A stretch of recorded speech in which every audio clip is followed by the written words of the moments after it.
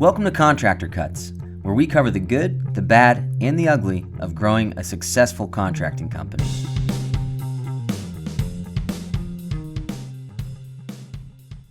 Welcome to Contractor Cuts. My name is Clark Turner. And I'm James McConnell. Thanks for joining us again this week. So today we are covering product quality, which is one of the processes that we have in our operating system. Our operating system is a 7-step, step-by-step operating system of what you need to be doing. So step 1 is vision and structure. Step 2 is job roles. We've covered those in past podcasts. Step 3 is the largest of all of our steps, which is our process documentation, our core processes that we're documenting. We've broken up into 2 different categories. And the first category is what we're covering over the past few weeks as well as now. I thought of a great tagline. What is it? Product quality. It's not just an outcome. It's a process. It's good. Thanks. TM. So in this section, in core process documentation, we have the 10-step process. We have calendar management, which we did a deep dive on. And then now we're going into product quality. So what does that mean, product quality? We coach on, there are 2 products that you are selling. You are selling the end result that the homeowner, that your client walks away with, as well as the secondary product, which is the client's experience of receiving the first product, right? So it's not just, hey, they got a good kitchen, why are they complaining? Because the second product that you failed at providing them didn't go well, and so they are upset or didn't enjoy the experience and will obviously never use you again or suggest you to the neighbors. So we are covering on product quality. We're going to break this into 2 different podcasts. Today's podcast is about crew, vendor onboarding, management, development, the product of delivering whatever we're delivering to them, whether it's a ground up commercial construction or a new HVAC system, anywhere in between. What product we're delivering and how we do it matters, and how do we make sure that product is a high quality product. I always use the grocery store metaphor when it comes to product, because it's a really good example of, I'm owning a grocery store and the products that we're selling are milk, eggs, and bread, right? And so that's what I'm putting on my shelf. And so people are coming to my grocery store to buy the Mayfield milk, which is the product I'm selling. Well, there's 78 other grocery stores in a 5-mile radius that they can go to that have Mayfield milk. So why are they choosing our grocery store? And that's that secondary product. The experience of receiving it, the cleanliness, the lights are on, everyone's super friendly. We have a full, well-rounded amount of products that they're looking for. The milk is always cold and always delivered right and not expired. Publix, I take Olive in there, my daughter. There's cookies. Yes. And I go right up to the cookie. We get a cookie, and I get 5 minutes of time where I can go get the stuff I need before she wants to walk. Yes, we live in the Southeast, and Publix is probably the nicer of them. There's a Whole Foods, which is probably one step above Publix. And then you've got some other ones like a Winn-Dixie, Piggly Wiggly, that are the same products, but people don't choose them. People are going to pay a little more to go to Publix than they would. Is Winn-Dixie still? I think so. Wow. Anyways, that sort of setup, the metaphor of a grocery store is there's 2 parts of the product that we're working with. And so today we're talking about the milk and the eggs and the bread. I am not, and where general contractors start is that they are creating the milk. They have a farm and they milk cows and they go around selling milk door to door. And so all I can do is sell whatever milk I have. What I'm trying to grow you into is a general contractor, which is I've got a grocery store. I buy milk from the milk supplier. I buy bread from the bread company. I buy eggs from the farm that sells me eggs. And I'm creating all the products, putting them on my shelf, and helping people come get them. And so how we receive that product, how we make sure that the farm looks good and is meeting top quality when how they're treating their animals, and that the milk is processed and pasteurized properly, and that their trucks that deliver the milk to my store are cooled. And when they get to the store, how do we pull them off the truck and put them into our warehouse? And how does our stock boy come and put it on the shelf? And every step of getting that product ready for someone to buy has to be organized and planned out. If I don't have a plan, an expectation, and a bar set of I need my milk delivered at 33 degrees or whatever. I'm out of my wheelhouse on this. But if You don't know about milk temp? I don't know milk temp quality levels that are weird. expected right now.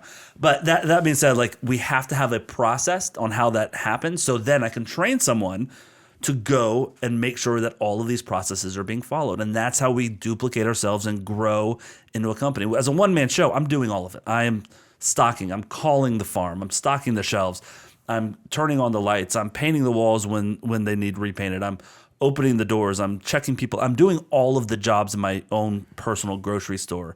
But we have to create these job roles, the stock boy job role that I'm doing, but I'm creating how he does it so that I can train someone. And that's the documented process of that. So that being said, today we're talking about how do we make sure that milk shows up good, healthy, clean, on our shelves, in a good order. And milky. And milky, Extra super milky.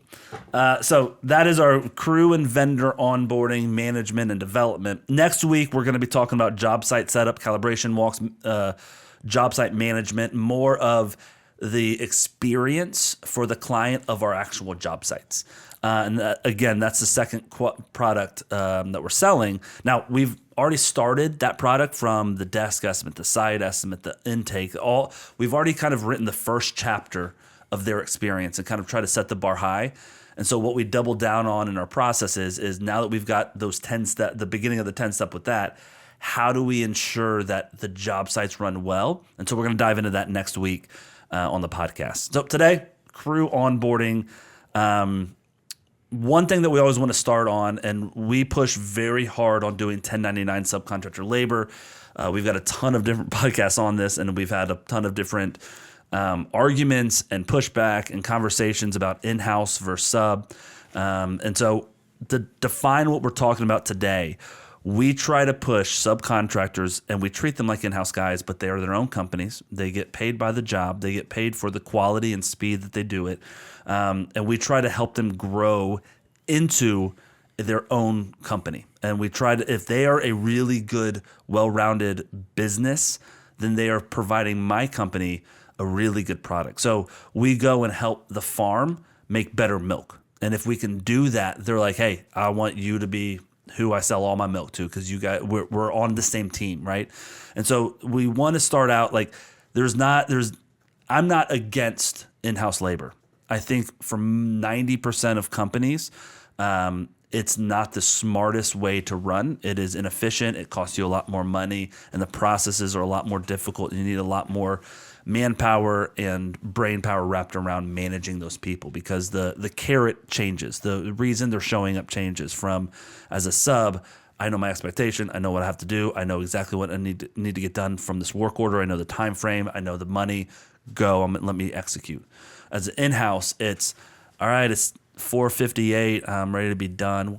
We got 30 minutes left. Can you knock? No, I'll be back tomorrow at 8:30. Right, and so it's a different mindset. It's a different person. And honestly, we treat our subs better than we treat in-house. So I've had both. We've had our in-house guys. With subs, I can build them into their own companies. I can make them better businesses. And by doing that, they are growing as a partner with me on our job sites. We break our job sites down into two job roles. One is my job as a project manager. I'm doing the estimates, the front end, the money collection, the material management and selections. I'm pulling the permits. Now I need you to show up, execute the labor. During that, I'm going to do the front end walk. I'm going to do my calibration walks. I'm going to do inspections. I'm making sure that everything's running smoothly. I'm lining up guys behind you and after you. I'm then doing collections. I'm then making sure you get paid. I'm doing all of that side is my job. I'm managing the client. I'm managing the client. I'm paying you as my partner, as my subcontractor, to just show up and do the labor. And so we'll talk about this in a second, but we show up and shine. That's what I always say. I've always said that. That's a James I quote. just need you to show up and shine, okay? Show up and shine, baby. You're a star. So all that being said, and I run through that quickly because I've said it 7 times on the podcast, but for new listeners, we push subcontractors so hard because it makes it easy, it makes it measurable, and we know before we swing the first hammer, our exact profitability that we should be hitting on the job. It's not I hope I budgeted enough time. Oh, I didn't. There's a lot of reasons that we push subcontractors, and that's what we're talking about today, onboarding those subs. Secondly, going into that, when we onboard those subs, and that's what we're going to walk through today, we're going to talk about how to onboard them, how to manage launching into their first job, and really how do we maintain those relationships. Like I said a second ago, it's a partnership. And so when I am framing any conversation with the sub, it's not I am the master and you are my slave. It's not I am in charge and you just work for me and you do what I say. The way we frame it, because it's true, is we're partners in this. I do my part of the job and you do your part. And so part being partner. Partner. Yeah. Interesting. It's the derivation. Amazing. So that being said, I want to have this onboarding meeting with every single vendor in person like it's a business meeting. I'm not sending them some paperwork to sign and send them a work order and have them show up on the first job. I am doing it in person. I'm not trying to get signatures. I'm trying to make it a partnership meeting. And all paperwork I'm going to have signed and uploaded into my software.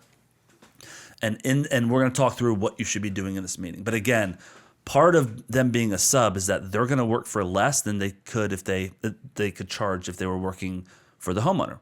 And so I need to help them understand how my pricing works, how that works. And I lay out, like I said, and we'll talk about this in a second, we lay all of this out to them and make sure that it works for them. I've had crews that come into this meeting they love talking, they love selling, they love having that conversation with the homeowner, they love just being the man on the job site. And we've left those meetings saying, hey, I feel like we're not the best fit for each other. Like you should go do the whole thing. You don't need my help, and I don't really need someone to manage my clients like that. What we're looking for is someone who wants to show up, execute, and get to the next job and collect cash. And so finding the right crew sometimes means not hiring certain guys. Yeah, the partnership should allow both of you to make more money than you would be able to make otherwise. That's right. And a lot of times, it's where are our skills and where are your skills, right? And so we try and lay that out and say, listen, I know you would show up and charge $5,000 for this. We are charging $5,000 for this. And so you need to pay me to do all the management that you don't have to do. So yes, you would charge $5,000 for this job. You're going to pay me $1,500 and you're going to take $3,500 because you don't have to do all of this front end work, all the back end work, all the management work. I need you to see what part of our partnership you're getting paid for and what I'm getting paid for. And I want you to view it as my sub, as you're hiring me to do all this stuff for you. We had one sub that was my very first sub. I always talk about him, but he got to a point where he was just dumping clients to us because he didn't want to deal with them. And so he was like, oh, partnership, here, you take these clients. People were calling him from his truck. He had his number on the side of his van, and then he'd just pass them to us and saying, hey, let me run it. You guys handle the bids and let's do it. So it was a two-way partnership where we were bringing value to him by having all the systems and processes for intake, estimating, client engagement agreement, all that stuff we would do with them. He'd show up, execute the work, get paid. And I remember one year when I was running things, he made like $250,000 that year as a sub for us. And that was after what he paid to the guys that helped him. But he knew our processes and he knew how to make money. And my goal was to make him as much money as possible. And if I could do that, he was here forever, right? We're not trying to screw our subs. We're not trying to get one over on them. We want them to make as much money as they can because then they're here forever and they're building our product and really helping us grow as we help them grow. All right, so let's walk through that first meeting, the first onboarding meeting. And let's actually back up a little bit before that. James, when I am looking to find new crews, let's talk about kind of the times to find them and how you do it, right? Like I think a lot of crew, outside of starting the company, I think a lot of crew acquisition happens on specific jobs when I'm light on that trade, right? Kind of how do you identify that in chicken or egg? Like how do you get ahead of that and how do you plant the seed? How do you have that conversation versus, hey, I got a job for you, let's go? Ideally, and this is hard because there's always a million things to do in a day. Yeah. But on any estimate, I want to have a list I want to be farming names and numbers and organizing those into trades and making phone calls and connecting with people, because when I have a job that I want to get bids on, I might already have a crew that I know I'm going to use. Yeah. And that's fine. That's like my game plan number one. But when I'm getting estimates together, I want people that I can send a bid packet to, pictures of what we're doing, an explanation, and just email it to them and be able to say, hey, can you give me a rough number on this? Some people are not going to get back with you, and that tells you something. That's great. Some people are going to send you back something that's astronomical, and you might want to talk with them a little bit because they got back to you quick and they had like more professional kind of vibe, and maybe they're the guy you're talking about earlier. Like, we're not going to work They're together. more of a GC. They're more of a GC. Yeah. But maybe not. Maybe they're just really professional. They're like a young up and coming dude that wants to grow his company, but he's like, I'm on every job site. I run this. I have my guys that come with me.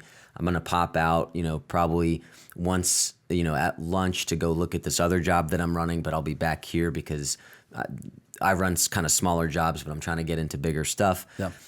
Good. That's a great setup.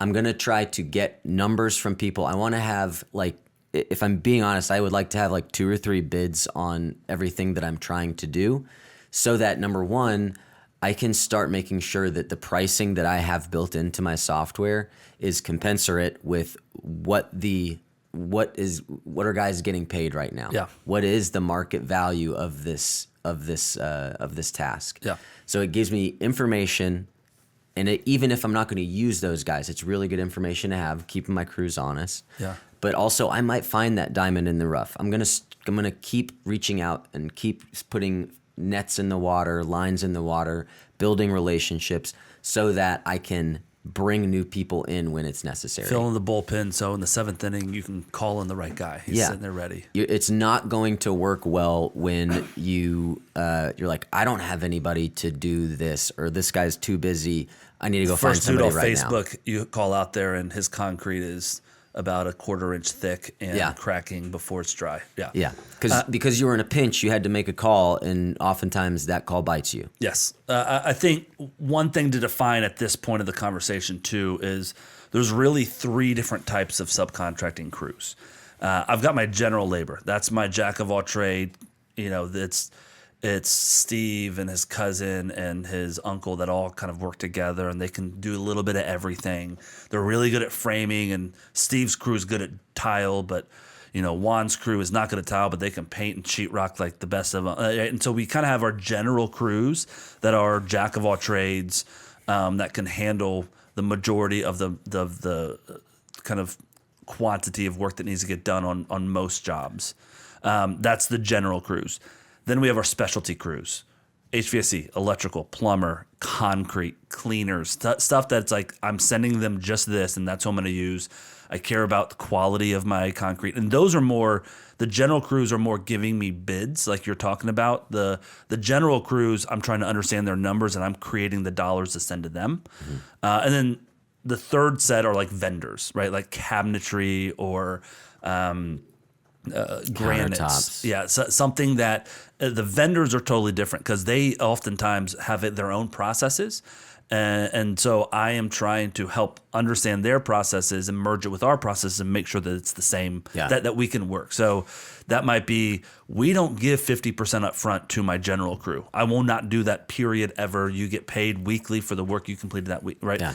For our cabinet company, well, they need a 50% deposit before they start cutting up the wood that we're ordering for the cabinets, right? And so there's different rules for each of those 3 categories. Some of it is like, who's the bigger fish? And this is just reality. This isn't necessarily how it should be, but who's the bigger fish in the room?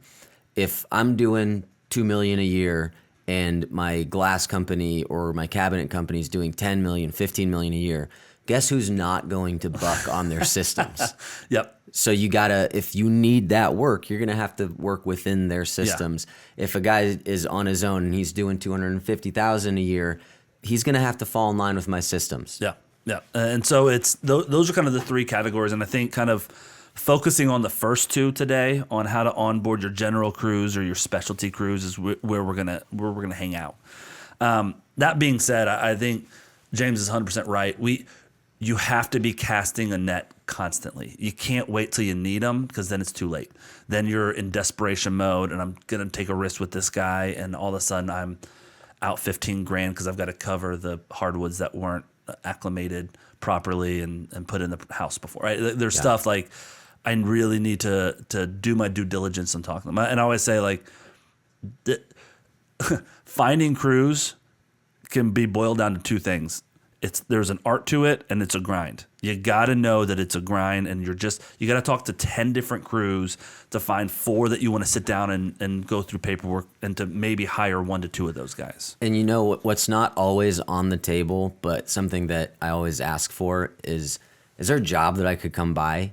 Take a look Not at. just pictures, because pictures can lie. Yeah. But is there a job that I could swing by? Like, are you doing anything in the Georgetown area, Leander? Can I swing by a project and just see what your level of finish is, and also kind of how you keep a job site? Like, I'd be interested to just see kind of how you work, do it. see if it works for me. Yeah, and sorry, the more proactive you are about reaching out to crews, the more opportunity you're going to have to actually spend time doing that. Yep. And the relationships, like, hey man, you called me last week about work. I actually have a job in Georgetown that we're finishing up. Do you want to come see it? Awesome. Yeah. Well, and I've got a handful of guys that I coach that are introverts, and it's like, how do I find the right crews? You got to go to the bar and date, like talk to every girl at the bar. Like, it's just, I'm talking to everyone, and if they're like, wait, what? No, I don't want to. Great. Don't waste your no time. problem, right? And so it's not difficult. If you're at Home Depot or Lowe's, if someone's got a dirty shirt on or a van outside, I'm talking to them. And I say, hey, I'm a contractor. I'm looking for additional crews. Are you interested in having a conversation? What do you do? Yeah, actually, I do sheetrock, and I'm really good at tile, and I do this. I kind of work for my buddy. Hey, Steve, come over. And so there's if they're interested, cool. Let's have that longer conversation. I'm not going to talk anyone into working for me. The dating example is great because you're not gonna jump into that first conversation. You're like, yeah, I'm looking to settle down. I want 4 kids.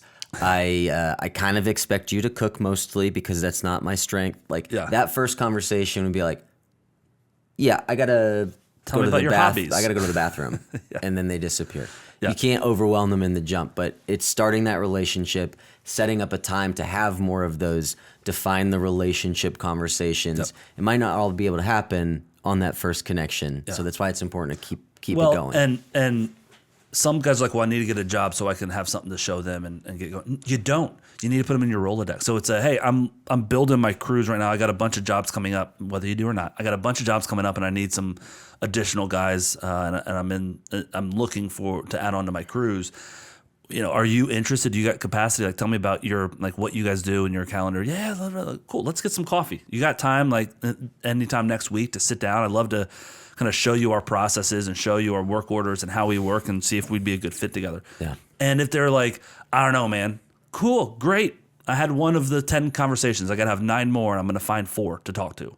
Right. And so it's a numbers game that you're playing, but it's the art of like dating. It's like, I'm not going to walk up to someone at Home Depot and like, hey, I've got a job for tomorrow that needs 80 boards of sheetrock. Are you interested?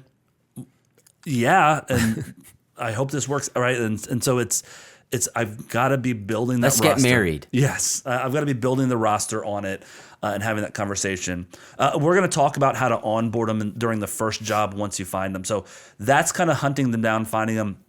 We're asking everybody. We're asking cross trades. Electricians know a lot of plumbers, and HVAC guys know electricians. And if you can be asking cross trade, it's not competition, right? Electrician's probably not going to give you another electrician's phone number. And if he does, it means he doesn't want to work for you, right? But trying to get any sort of introduction, right? How am I going to find, churches have a lot of job boards. Call local churches, right? Who do you have working here?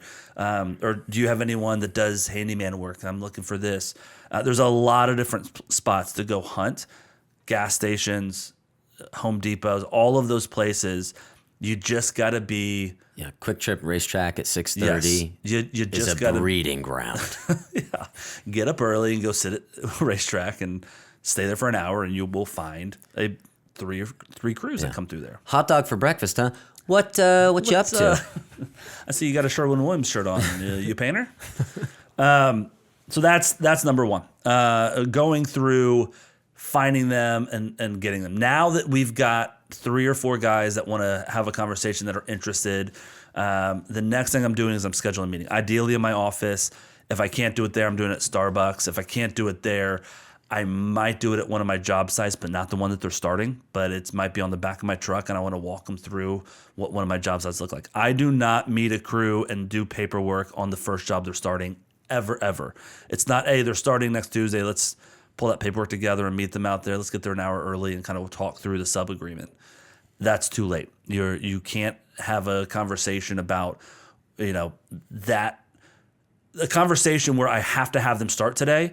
But I also, if the conversation doesn't go well, I can't say yes to them, right? Mm-hmm. I'm really painting myself in a corner by doing it that way. So I need to have these conversations ahead of time, start building my Rolodex. Once I have a job for them, I'm going to call them back, and we're gonna do what we're about to talk about and walk through the project with them after we've done an onboarding. But the onboarding conversation needs to be way in advance of needing them, at least a week of needing them on that potential job, ideally a month, right? We already have these onboarded, so then we can go and call them. Hey, why don't we try Greg? He seemed really good. We talked like last month. Let me give him a call. Let's see what his availability is. Mm-hmm. All right, so this onboarding meeting that we're talking about, this is the paperwork that we have. Now, if you are not in ProStruct as a coaching client and any of our foundations level all the way up to our actual one-on-one coaching, which is our growth and our executive, if you're in that, you get all of this paperwork. So I'm not going to show it on the screen, or I'm just going to explain what it is. If you're not in coaching, create some of this stuff. Hit me up. I'll throw you some bones if there's something that you really need. But this paperwork is what part of the package that we give you when you come into ProStruct coaching. And so this is the paperwork that we need for onboarding. We need to do it the same way every time. Also, you're not carbon copying what we do. We take our paperwork, customize it to the way you do things, customize it to your company, customize it to how you want it. We give it all an editable document so you can create your own paperwork based around what we know what works. All right, so the first thing we do is our skills assessment. It's a 20-point skills assessment spreadsheet that we use. And now, again, the 3 different sets of crews, general labor is who I'm using this for.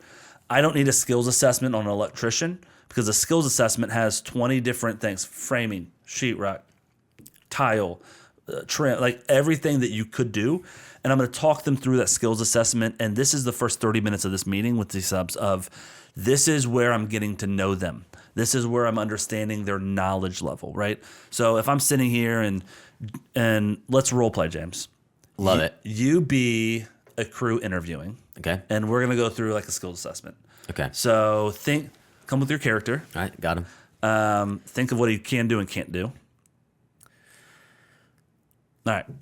Okay. So we're sitting down talking. I pull up my skills assessment, and I say, "Listen, I'm going to talk through. I've got 20 different things. Do you want me to be a good crew or a concerning crew? In the middle. Surprise me. Okay. A little bit of both. All right. Good at some, bad at some. All right, so the subcontractor skills assessment, I've got 10 core construction skills and I got 10 specialty skills. I'm going to ask you about these. These are helping me understand what you can do. And so I'm going to lay these out, and I show the guy the paper, and I say, let's pretend I've got a work order for every single one of these trades on 20 different jobs. All right, the first one on here is framing. That's the first one. The second one is drywall installation.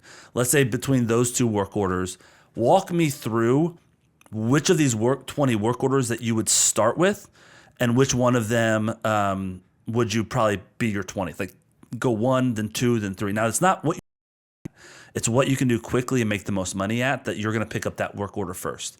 So James, tell me a little bit about that. Like where would you start on these 20 things? Do you have it in front of you? I do. I'm going to be completely honest with you. What you're asking of me is not clear to me yet.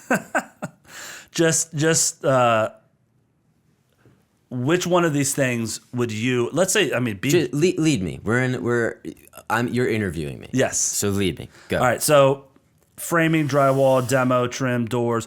Which if you can pick up a work order that's one of these 20 items on here, what would be the very first thing that you would pick up and say, Clark, I want that job?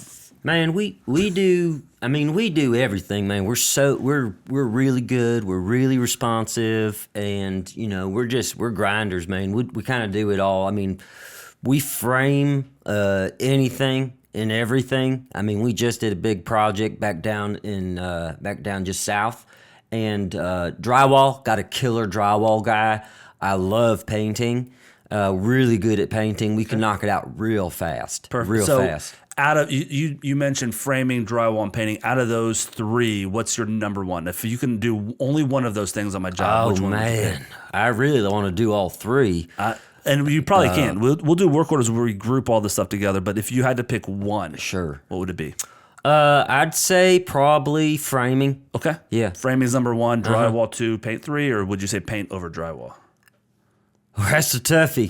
That's a toughie. You really got me on the hot seat. This is tough. I'd probably say drywall next. Framing, then drywall. So I'll put a 1 by framing. I'll put a 2 by drywall. Can I be honest with you? Yes. We're bad at painting. Okay. I lied earlier. That's great. That's fine. That's perfect. That's really good to know because we got a ton of work and I've got painters that can handle it. So next, out of this list, what would be your number 4? So you've picked up the framing one. You've picked up the drywall one. We're going to set aside the painting one. What would be your number 3? All right. So cut. I don't want to leave. So that is how we go through these 20 first. I'm trying to understand your level of expertise in each of these. Then, and I usually give them the paper for that, and they grade 1 through 20 on it. And sometimes it goes like James just did, where it's like they don't want to commit to one thing because they want to say yes to everything. And that's great because at the beginning, if he just walked in here, he says he's great at painting. And by the end of this, I realize, oh, this dude ain't a painter. Yeah, I'm not going to give him paint on his work order, right? And so understanding and finding that stuff. Next, the second thing we do on the same assessment is a second column, which is I'm going to grade 1 through 10 on all of these. So framing, you're a 10, James, it seems like. Drywall, you're a 10. Tell me about demo, 1 to 10 on demo and doing cleaning. Is that something that you like? And so I grade 1 to 10 on all of these. And I say, listen, before we start, if you give yourself a 10 on painting and I walk into your house and your painting looks terrible, I'm going to expect that 10, it means terrible for you, and I'm not going to hire you for anything that's a 10. So I need you to give me a 10 out of stuff that you're good at. And if you're a 6 at painting, that's fine. I've got plenty of investment properties. I got a Section 8 apartment we're flipping right now that I can use a level 8 painter on that doesn't need to be a 10. So help me understand. And so we walk through these. And so when James says, I'm a 10 at tile, I say, great. I'm a 10 at tile. There you go. I say, perfect. So walk me through your process of doing like a shower pan and like tiling a bathroom. Kind of walk me through how you set up the job and how you do it. Yeah, we put up we put up that cement board. And then we do, we make sure that it looks right. And then we got the tile. We can do every type of tile. Ceramic tile. Tell me about the shower, like tile, a shower pan. How do you do that? Yeah, we get the pan, and we put it in. Have you done a lot of shower pans? Oh yeah. Basically, all I do is tile showers. I mean, that should. If they can't explain to me how a shower pan goes in, I'm not going to give them tile work, right? Same with sheetrock. Like, tell me about sheetrock. How do you do it? And I'm like, what level are you? Oh, 10 out of 10. Well, there's 5 levels of sheetrock finish. Let's talk like, and so if they don't know some of the stuff that they should know for doing that well, I'm not going to hire them for that. Here's a good one. Yeah. We're really good at sheetrock, but I don't have a level 5 guy. I don't have a level 5 guy. Yeah. I've just never had luck with level 5. We can do pretty good sheetrock, but I'm not going to get you a level 5 finish, super smooth, super consistent. But what a great answer. Yes. They know level 5. They know their limitations. I'm going to hire that guy. Yes. Right. And so the skills assessment is kind of the stand-in for making sure I cover my bases in that initial conversation and get to know them. And if I can get them talking about job sites, about each of these things, what they like, what they don't like, I have a really clear picture as to what jobs and what work orders they're going to do. So that's part 1 of this interview is a skills assessment, understanding every sort of pro and con of hiring this person and what it's going to be like and their knowledge level of each of these things. Number two, after we talk through that, I pull out my job timeline. My timeline of job flow is what it's titled, but it's what I talked about at the beginning of this podcast. I say, listen, there are two roles on this job. I do the advertising, finding clients, on-site estimates, revisions, picking out finish. I go through the whole list that I talked about earlier and say, you do the labor. And so when you walk into a house and say, I would charge $5,000 for this, I say, yes, that's what we are charging because we're dividing up the work. But instead of you taking half the week to do the work I'm doing and the second half of the week to actually do the labor and charge $5,000, instead, you're going to do labor in the first half of the week on another job site and make $3,500. And then come to this job for the second half of the week and make $3,500. So I like the cut of your jib. That's $7,000 in my pocket. Exactly. Partnering with us, you'll make more money. It's just per job you're going to make less because you're doing less work on each job site. But I'm doing the other work that's setting you up to execute. Sounds like you're taking all the things that really frustrate me. I'm not set up like that yet. I'd like to get there. It sounds like you might be able to help me get there. That's great. That's perfect. Maybe some of what you're doing and the processes that you have might rub off on me and my crew. This is perfect. My future's looking so bright. You've got the job. All right. So next, after I talk about the job flow and making sure, and again, that conversation is making sure that he's not charging me top dollar, helping him understand when we're negotiating prices, you can't charge me top dollar because you're not doing 100% of the job. And I want that clear distinction. And I also like to point out that they're making over twice as much as I'm making on that job. It's $5,000. You're making 35. I'm making 15. You're making over double what I'm making on this job. But that's because I'm going to go out and get other jobs started for you. And we're going to do a high volume with you. So after we talk through that, and honestly, both of those are times that I've eliminated crews, the skills assessment as well as that. When I'm talking about that, like honestly, I love talking with the homeowner, and my best asset is that I'm really good at the creative dreaming of what it should look like. Yeah. Great, good to meet you. We'll see you later, right? Like I don't need a creative dreamer as my crew. I need an execution. I'm going to get up there. I'm going to do it. I want to show up, do my labor, go home, get paid, make as much money, grind, that sort of mentality. And again, one of my, why Hispanic crews are great is because they, if they don't speak English really well, they lose some of the front end. So they're hiring me to be the mouthpiece for them. They're hiring me to, and so that's why, a lot of Hispanic crews work really well as a sub because I'm bringing an asset to the table that some dude, like if I was hiring you as a sub, you've sold before, you know how to do sales, you know how to do and you are first language English. So I'm bringing less value to you if you like to do that stuff, right? I'm looking for a crew that wants to show up and make money. So that's the first two I'm eliminating guys off the bat, and we're ending at that spot.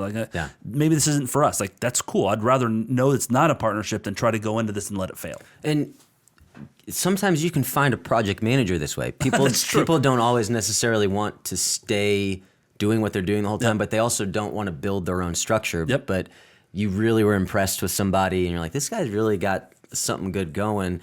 And then you're like, we're hiring. I'm going to call that dude back up. Hey man, have you ever considered, what if I hired you as a project manager? Would you be interested in that? I love the way you run your job sites. I feel like you could really do well with us, right? And we've hired multiple project managers from crew leads. So that's a great note.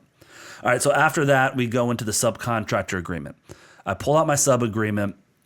I'm not going to walk through it today on here, but it is a defined agreement of how to operate the job site. It walks through everything in it from warranty to change orders to payment terms, relationship scope, communication with our client and client interactions, what they're not allowed to have, what they should do if the client tries to engage with them, standards and conduct. There's everything on here that we cover over the, 4 pages that it is.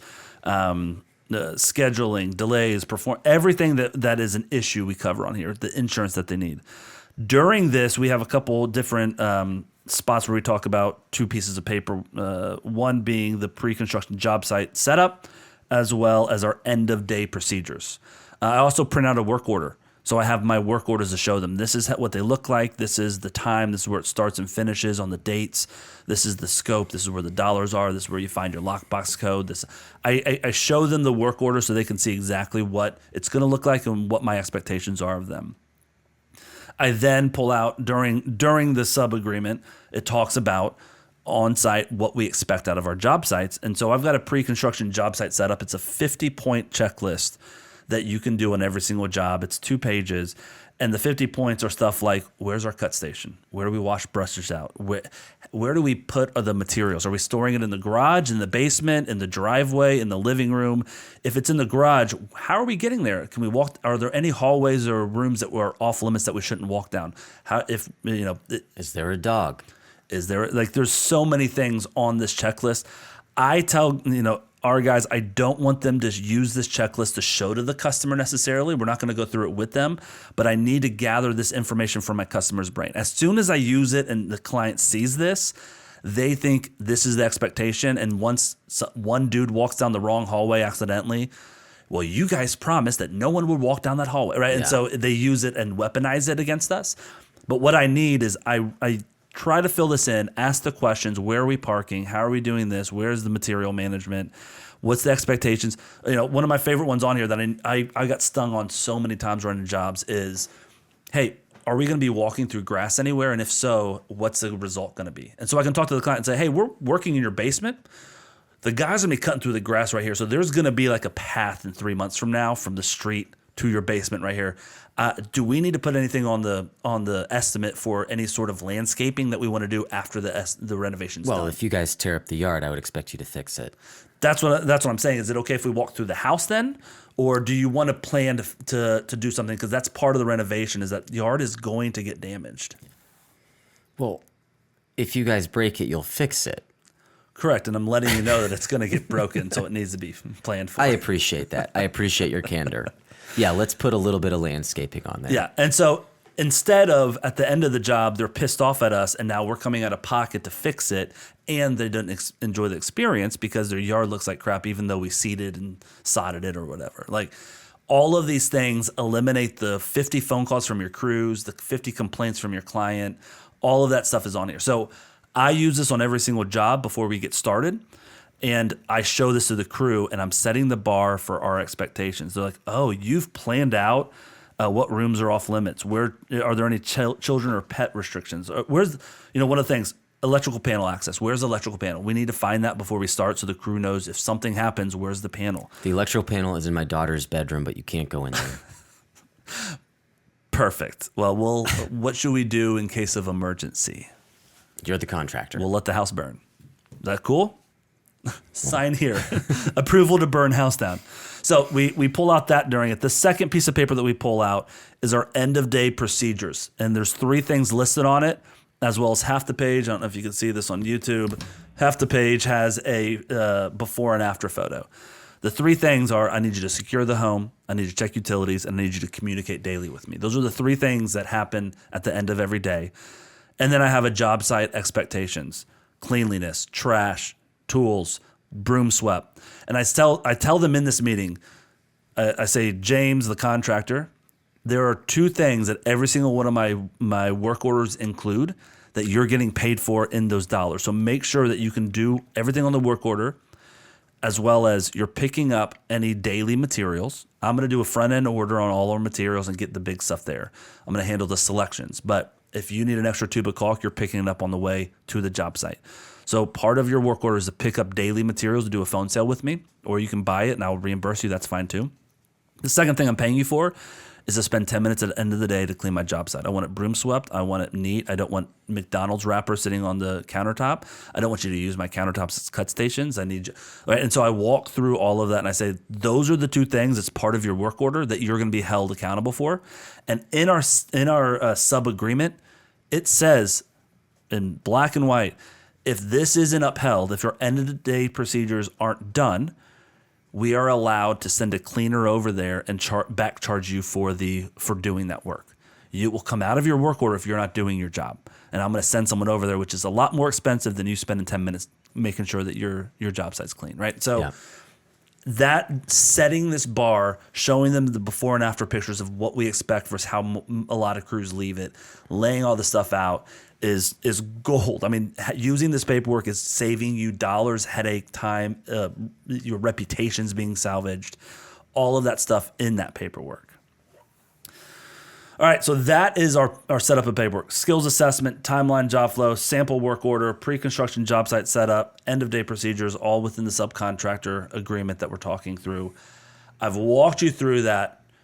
If you are getting kind of faded during this meeting and while I'm talking, you're just kind of fading away and not really paying attention, it's a crew that doesn't want to be held accountable, and I'm not going to use these guys. Mm-hmm. If they're excited about this, if they see my checklist, like, oh, this is awesome, this is great, they will be a great crew for you because they really appreciate the structure. Yeah. And in our systems and how we run things, my crew will be a better company and make more money because of our structure. And that's the goal that we're trying to set up here with them. All right. Next phase of this is now that we've gone through that, we've found a crew, we've interviewed 3 of them, we've gone through this with 3 of them. I've got a job coming up. I'm going to try the one that I like the most on this job. How are you running your job sites? I'm not going to get in the weeds. We covered this a lot on the retreat and kind of got in the weeds there. But what we want to do is, I want to walk that job site before day 1 with that crew. I want to get out there a day, 2 days, 5 days, a week ahead of time and say, hey, let's walk this job site with your work order. I want to make sure that we're on the same page and this is good to go because it's the first time I'm showing them my numbers on it. And so we're going to go out to the job site. I'm going to walk and just tell the homeowner, hey, we're ready to go. I'm doing a prep walk with my crew to make sure that we got everything lined up. Homeowners love that. Yeah. This is also a great spot where if you approach everything with humility, you get some really good nuggets of information that you can beef up your line items. Like they might say something like you haven't thought of. Like, let's just say you're not thinking about access to where they're going and you're planning on using 12-foot sheets of sheetrock and they're like, on the 4th floor of an apartment. How are we going to get this sheetrock in here? Can we use 8-foot boards? Yeah. Yeah, we could use 8-foot boards, couldn't we? Like, there's always little things that people are really cued in on because of the experiences that they've had, the times that they've skinned their knees, that we can learn from those things and kind of include that without having to experience the fallout. I mean, a great example is like concrete. When we've walked a job site with a concrete company doing a driveway, and they're like, there's roots right here. Look at this tree right there. We're going to have to do X, Y, and Z. It's going to cost more. Cool. Let me go back. I didn't realize that. That's not on this work order. Let me go back to the client and have that conversation with them and let them know about what we're doing. And you think what, $500 extra bucks for that? Yeah, great. And I go back and can do a change order before we start and say, hey, listen, I walked with my concrete guy. I didn't even think about this. This is why I pay him the big bucks. He was talking about this tree. And so then I can take that information and go back and say, so it's going to need a little bit extra or you're probably going to have cracked concrete in the next 5 years. Right? And so we can start saving our reputation in dollars by them helping us during this pre-walk. Mm-hmm. So we're doing the pre-walk with them, making sure our numbers align, making sure they get what we're doing. And then we're going to start the job, let's say Monday. On Monday, I'm showing up 15 minutes early. I'm making sure the first job that they do is juicy because I want, subs are going to win some and lose some with us. I want them to win way more than they lose. I'm going to make sure this first job they're winning. There's no chance they're going to lose on this first one. So I'm not running a tight job on this one where it's like I'm trying to squeeze everything out of this one because it's a small project. I'm also ideal first job is an investor project, exterior work, my own personal house. One of the things I always did if I did renovations on my own house, it was with new crews. I would not use my old crews outside of maybe tile. But I would try and find new crews for my personal house to test them out where I can be there daily and I can fire them off. And the only person who's pissed about losing that week is my wife. Yeah. And she's not writing me a 1-star review on Google. Or like a repeat client that you got a good relationship with that they have a large scope, but there's a half bathroom in there that you're like, would you be okay if I tried some, if it doesn't work out, I'll have my other guy come in and completely redo it. Yeah. I've 20 square feet of tile, a cabinet, a vanity cabinet, some handyman plumbing, handyman lighting. It's not going to be expensive for you, but you could really see a good smattering of their abilities in a small space like that. That's right. We're treating this first job too like it's the first month of school for a teacher. It is. We're being very strict. I'm not letting anything slide. I'm calling everything out. If they show up 4 minutes late, day one, James, I'm concerned on job number 1, you're late. Well, I mean, it's 4 minutes. I understand that. But if you're showing up to job number 1 late, knowing that I'm going to meet you out here, I'm concerned about a month from now. Like, brother, we need to make sure that like this is tight. Like when I tell my clients that we're going to be somewhere, I need you there 10 minutes early because you're making me look bad. If you can't make it, let me know the night before. If you're stuck in traffic, if you get a flat tire, I need a text and a phone call to make sure that I know. So 20 minutes before you're late, I can call my client and say, hey, heads up, James is late. We cool? We good with that? Right. So I'm not being a jerk about it, but I'm trying to let him know I'm not letting that slide, and that's not okay. Here's the bar. Now, month 3, the crew's 4 minutes late. Hey, man, come on. We're good. Right. And so it's the first week of school, teacher, not letting them get away with anything. I'm calling everything out. My job site's going to be immaculate on that one because I'm holding a high bar so they know what's expected. Because it is almost impossible to unwind that wheel. Once they're late and it's cool and the job site's messy, come on, guys, it needs to be cleaner. All right.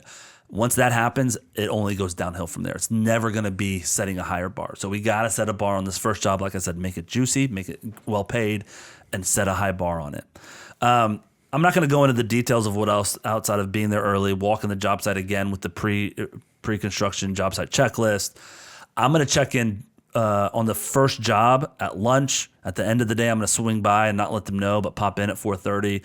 Day 2, I'm going to show up. We've got written out kind of if it's not going well, this is how we exit quickly. I'm not getting to day 3 unimpressed.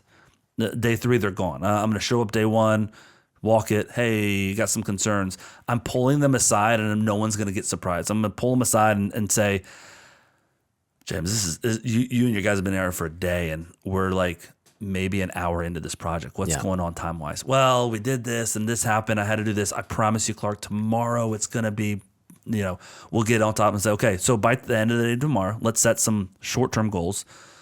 End of the day tomorrow, will demo be done? Yes, we'll be 100% with demo by the end of the day tomorrow. All right, cool. Perfect.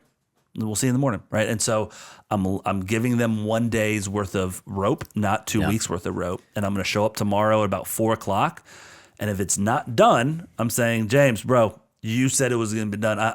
I don't think you're a liar. I think you don't know how to estimate work. Like what's going on? Help me understand this. It's the confused, not conflict, right? It's the, you said this. Help me understand what's going on. Yeah. And day 1, when I'm not impressed, I am making another call to my fixer and saying, hey, heads up, I need you to be on deck. What's your week look like? Juan, can you get your crew running Wednesday and come help me if I need it? Yeah. At that point, at day 2, I then call Juan and say, hey, I'm going to need you tomorrow, most likely. Clear your schedule. I got you, bro. Just come help me. I got 3 days left to work on this, whatever it is. Day 3, if that happens, I'm showing up. I have a clear scope of what day 3 should look like. I'm showing up with Juan, and we're going to have a fight, a battle to the death. The winner, the winner gets the work. Arm wrestle. Now, do it. Day 3, what I have done is I bring the checkbook or I print out a check of what I know that's been completed. And I'm showing up there with that in my back pocket so we can sign a release form, a lien release form, give him a check, and shake his hand. Now, by the end of day 3, he's turned a corner and is killing it. I'm not pulling that stuff out. I'm leaving it in my pocket. But I'm showing up there ready to fire him halfway through day 3, ready to get, if he showed up day 3 at 5 a.m. to catch up and make up for the last 2 days, and now he's back on schedule, heck yeah. He had a bad start. A guy quit on him, or whatever it is. That's fine. That's good. But by day 3 is going to be when we fire him. We're not giving him the rest of the 2 weeks. We're not giving him till the end of the week. We're going to act quickly. And we're scared to bring information to our clients.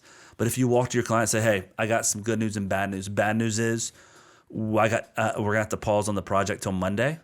The good news is I'm going to eat it, and I'm going to pay the crew, even though I got to pay someone else to get over here. I wasn't happy with what they were doing. And if this was my house, I wouldn't let them continue working, so I'm not going to let them work on your house. That's building trust, not pissing off. I like the cut of your jib. Thank you, Clark. I've had 2 jib cuts today that you've enjoyed. The clients, it's counterintuitive. Like, you don't want to say that to a client, but if you do, like, there's nothing to be scared of. They appreciate that. And they might go, we're losing some days. Yeah, what I'm going to do is double up some guys next week. We're going to do X, Y, and Z. It might just cause us a couple days of loss, but I'd rather do that than give you a subpar product. And clients, I've never had a client be like, no, get those guys back out here. Have them keep going, right? Like, it's like, cool. Thank you for the honesty on it. So we're getting rid of them quickly. If it goes well, we kind of follow the same processes. I'm checking in daily. By the end of the week, I might slow it down to every other day. By the second week, I'm giving them a little bit more rope each time that they build the trust with me. I'm not going in expecting them to fail, but I'm inspecting what I expect. I'm looking at every single thing. I'm kind of a mini superintendent on that job where what's going on here? What are you guys doing next? What's happening with that? When's paint start? I need to know their brain and their process and let them understand how important their role is and getting done on time with high quality. This is where we either double down, get them some more work, we coach them up. We're a partner here. So we're coaching, we're helping. Hey, I thought we were going to do this. Why isn't this? Guys, you can't leave your saws out on the countertops, right? And so we're having that conversation. And if it wasn't 100% perfect by the end, after that job, I'm doing a post-mortem. Hey, what happened there? What's going on? I feel like you were really good at this. The quality of the kitchen looks wonderful that you did. I really didn't like the way you left your job sites. Can we clean that up? Right. And so it's a partnership conversation that I'm trying to coach them up on how I want the quality of what they're delivering to look like. And if they aren't the guy, then that's okay. Hey, let's go. We'll see. Thanks so much. Let's exit out of this job. I hope you find more work. I'll let you know if I need anything else from you. Mm-hmm. But we're not going to say yes to crews just because we need them. We're going to say yes to crews because they have the outstanding quality that we want to provide our clients. Woo. That is about it. We've got a bunch of other stuff about maintaining and developing the crews, but I'm going to skip that. That's we covered some of that on the retreat as well. But we really want to kind of double down next week on the podcast. We're going to be talking about job site maintenance management. We're going to talk about how to do the calibration walks and how to make sure that we're setting the combination of the client's experience and what the product we're delivering and how that actually works on the ground level. So definitely tune in next week to that one. If you have any questions, if you want our paperwork, give me a call, set up a free 30-minute meeting with me. I'd love to have a conversation with you. Go to contractorcuts.com. You can schedule a 30-minute meeting with me. And if you want to come into coaching, depending on what level you're at, you can be with James or myself. We've got a lot of guys coming in right now, and it's a really good time to get going at the beginning of the year. Make sure all of this is in place before summer hits, to where you don't have time to work on processes when you're slammed. And so now is the time to get them set up. You're only getting busier from here. So let us get in there, help you out, whether it's on our foundations, growth, or executive levels of coaching. We love to give you this paperwork and kind of get a second set of eyes on your company and some guidance on it. Thanks so much, and we'll talk to you guys next week. Bye. Bye.